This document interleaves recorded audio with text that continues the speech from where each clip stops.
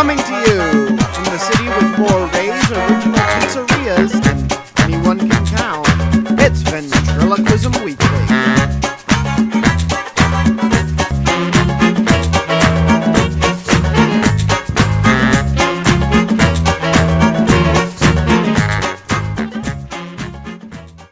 Hello, hello, hello. It is Monday, March 24th, 2014, and I am so glad to be back with you after a week-long break. It was good to be home, back in Pennsylvania for a little bit of a breather, but I am so thrilled to be back at school and, of course, back with you because we have a great episode today. I am Matt Bailey, and today we have Chuck Lyons on the program. Now, Chuck is a bit of a paradox, or at least it may seem like that upon first glance of meeting him and understanding what he does, because he is a ventriloquist, but he is also a funeral director and an embalmer, yes. So you might be wondering how can one thing coexist with the other, and it was very interesting. I had the same curiosity too going into the interview, but I came away from talking with Chuck learning so much because I truly came to understand how two drastically different professions really do coexist and what they teach one man about both different things. And you'll understand that when you hear Chuck speak because he's such a calm, cool, collected, and very open individual. So it is an honest interview in terms of the funeral directing aspect, although we don't go too deep into it, of course. But it was so interesting to get to talk to him and understand what led him to being a ventriloquist and work with families who have lost loved ones. So here now, our interview with Chuck Lyons. Chuck Lyons, welcome to Ventriloquism Weekly. Thank you for being here. Well, thank you for having me, Matt. Absolutely. It's an honor. I'm thrilled. So I always begin at the beginning with our new guests. How did you get started in ventriloquism? Well, I started like a lot of people my age. I'm 57 years old and grew up watching Paul Winchell and Jimmy Nelson on television. Always was fascinated by it, and I started ventriloquism when I was about 6 years old. That's great. And did you continue with it through middle and high school, or was there a time where it went away? How did that work? Now, for me, the fascination stayed from that very moment probably until the day I take my last breath. It has never wavered, and I love it as much today as I did when I was younger. So where was your first performance? I was at a Cub Scout fair, and we had the plastic dummies, the Juro Danny O'Day and the Juro Mortimer Snurd, and we would sing songs and tell jokes and really just play with the audience at that point, and it was a lot of fun. That's great. And so, what spurred you to stay with it professionally and keep it as a side gig for the rest of for your life? We'll get to your career in a second because it's going to fascinate some people. Well, basically, my dad took me to a Lions Club dinner, and there was a ventriloquist performing there with a wooden dummy, the first I'd ever seen in person. He was so kind to speak to me after the show and tell me where he got the dummy. We have been friends all the time since then. We still are friends today. And I've always tried to talk to kids after my show because of that. Mm-hmm. But that was when I really got the bug to earn the money and buy the hard figure, the wooden figure. Absolutely, the crown jewel of figures. So your day job, I got to get to it because not only are you a ventriloquist, you are a funeral director. Right, I see dead people. For the Sixth Sense, I've seen dead people for quite a while. Mm-hmm.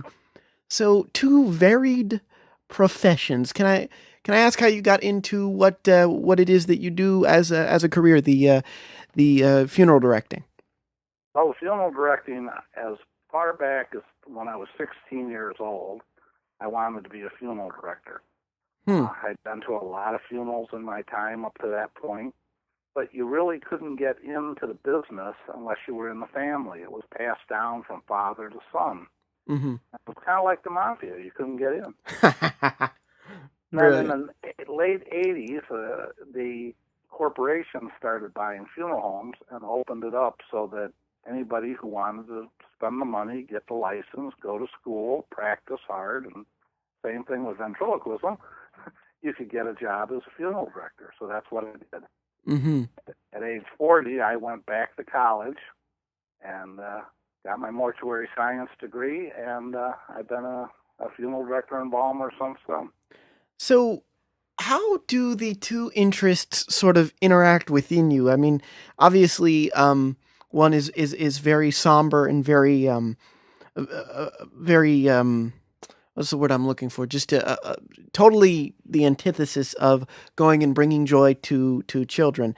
How do you negotiate that? Where do they connect? What's the connection for you? Well, the connection is probably kind of a weird connection for you. Hmm. Of course, we're dealing with families at the worst point of their time, at the time of the loss of a loved one. But in funeral directing, it's like being on stage. I have to direct the family where to go, where to stand, how to do things during the funeral process. Hmm. And that has given me a much better stage presence because I'm very, very comfortable being in front of people and talking. Interesting.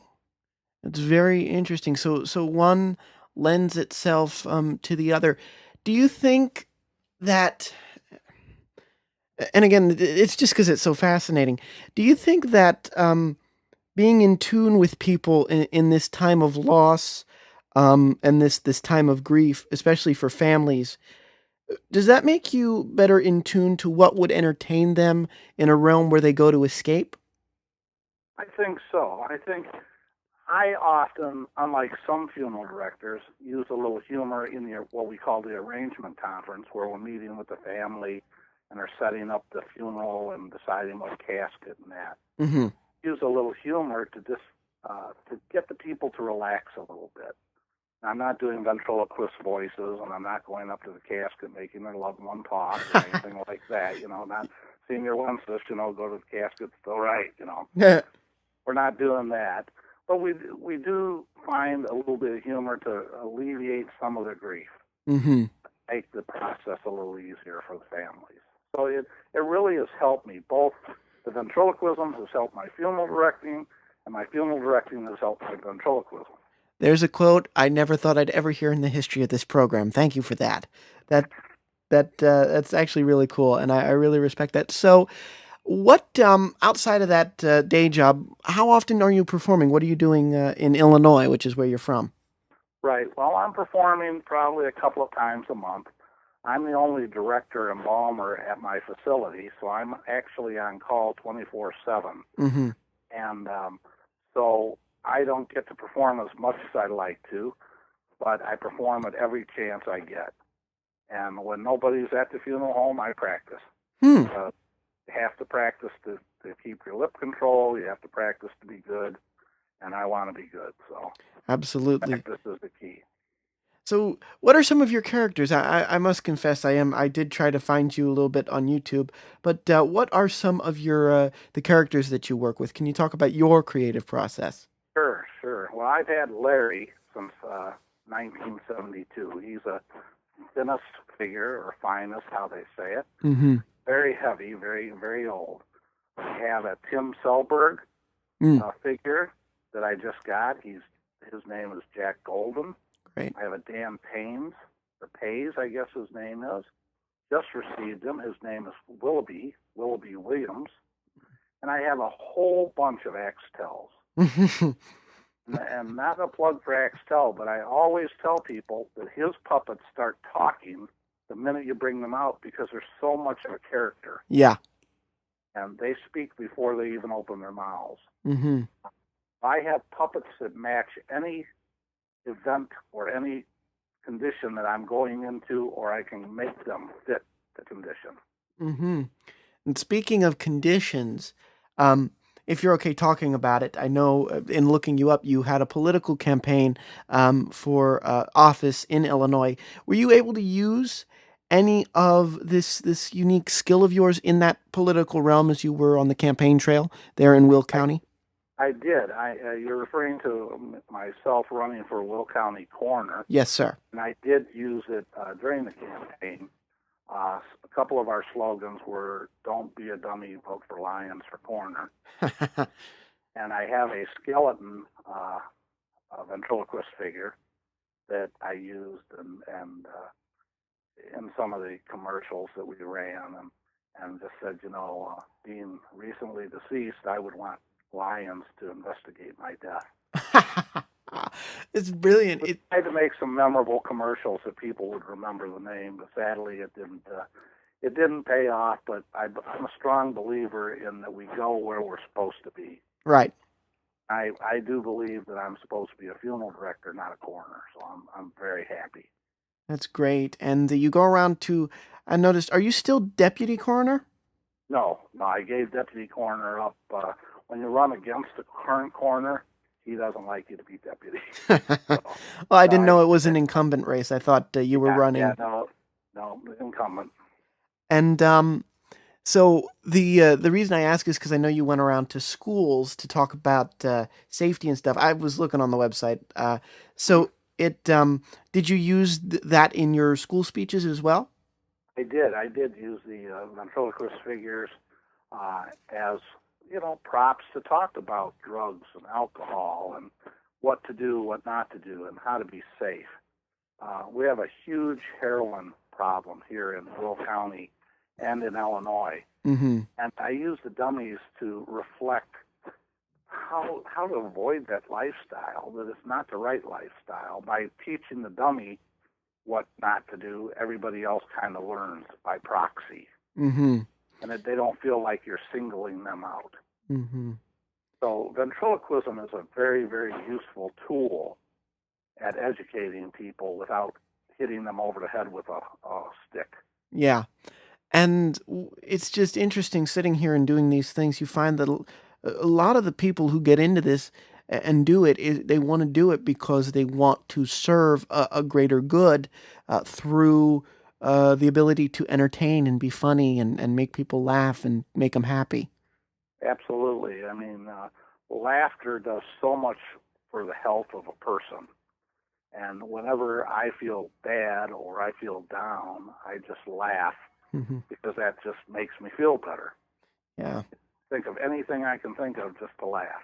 Well, it certainly defies the television stereotype of people in your profession that the comedically dreary. So it's lovely to see. It's lovely to see such a dichotomy, and I talked about that when I promoted this episode in the beginning here. It's just awesome to see. Do you think if there's ever a time where you decide you're going to retire and you're going to pass it down as a family business, that you'll get back in to doing ventriloquism a bit more full time? I would like to do that. Currently, I for the last uh, 44 years, I've done a clown magic ventriloquism show. And this year I have dropped the clown and I'm going more into just ventriloquism. Great. So I am moving that direction thanks to guys like Dr. Bob, who you had on your show, Taylor Mason, Mm-hmm. Vinny. I'm Vinny. I love These Vinny. guys are showing me, we can do this. So, that's kind of the way I'm moving. I think there's a lot to be said for ventriloquism. And thanks to guys like Jeff Dunham and Terry Fader, Mm-hmm. they brought back the art. Absolutely, absolutely. And what was your prompting to say I'm going to drop the clown and I'm going to slowly move towards one specialism? Well, partially my age. I'm 57 years old, and it's very difficult for me now because I've been in the circus. I've had some circus career life in my younger days, and it's hard for a 57-year-old to pretend that he's a 6-year-old physically to do that. Yeah. And the clown character is a 6-year-old, so I can do it through the figures because it's only my voice. Mm-hmm. But physically maintain a 6-year-old jumping this activity like a clown would do. It's just gotten to be a little much for me. So I think it's time to focus on those things that are more age relative. Absolutely, and being in the middle America, it's one of the prime locations to just be a family entertainer and to bring joy to people, which is just wonderful. Absolutely. And we have, Taylor Mason was just in Chicago a month ago, and Hmm. he's coming back. And you just see more and more of these venues popping up where the ventriloquists are coming through. So we've Absolutely. been very fortunate here in the Central States. And I'm so looking forward to convention this year. Same here. Same here. We're doing something. Not to shamelessly plug, but I actually haven't with all the other stuff going on. I haven't been able to talk about it that much. We're doing something. We're doing a live one out there. So it'll be great to see you in person. You had said that you just missed. We just missed each other at the last convention, and I was like, oh, I feel so If you were bad. walking down the hall, I think you were setting up with Pete Michaels or somebody, I can't remember who, to talk to, and I knew exactly who you were because I'd been listening those 2 weeks before convention Oh, you're sweet. to your podcast, and I just think what you do is wonderful as well. Well, So well, up for good thank you. work. Well, thank you, and I mean that sincerely. It's people like you who do listen, that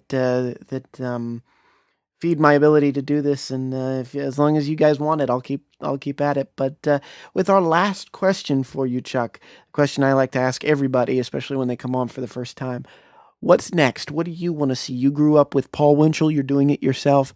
What's missing? What do you want to see from the young generation coming up?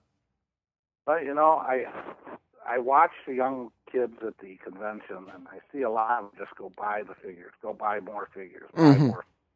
Guilty. We've all old timers have made that mistake. Find the character that fits you and really push that character forward. Write good material. Material and practice are the two things that will make a mediocre ventriloquist a great ventriloquist.